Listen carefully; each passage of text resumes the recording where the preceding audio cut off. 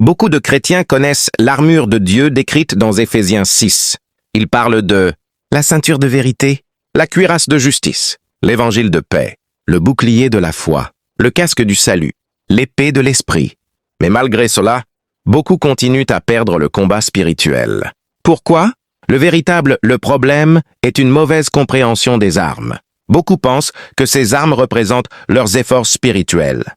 Alors ils essaient de prier plus, de jeûner plus, de faire plus d'efforts, mais ils oublient une vérité très importante. Ces armes ne parlent pas de ce que nous faisons.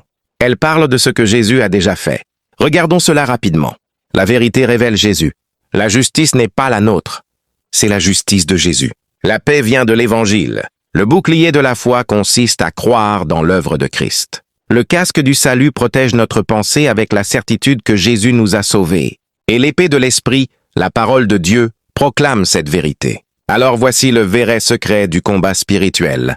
Le combat spirituel n'est pas gagné par les œuvres humaines. Il est gagné lorsque nous croyons réellement dans l'œuvre de Jésus-Christ. Satan n'a pas peur de la religion, mais il a peur d'un chrétien qui comprend que ses péchés sont pardonnés. Il est justifié, il est sauvé par grâce. Vous devez comprendre que Satan veut empêcher les chrétiens de comprendre la puissance du salut.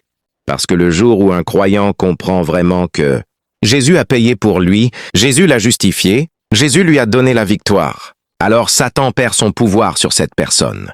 Le combat spirituel ne commence pas par la lutte, il commence par la révélation du salut en Jésus-Christ. Quand tu comprends cela, la vérité devient vivante, la justice devient ton armure, la foi devient ton bouclier, la parole devient ton épée, et tu peux rester ferme contre Satan. Si cet enseignement t'a béni, abonne-toi, partage cette vidéo, contacte le numéro WhatsApp affiché à l'écran. Et souviens-toi, la victoire ne vient pas de tes efforts, elle vient de ce que Jésus a déjà accompli.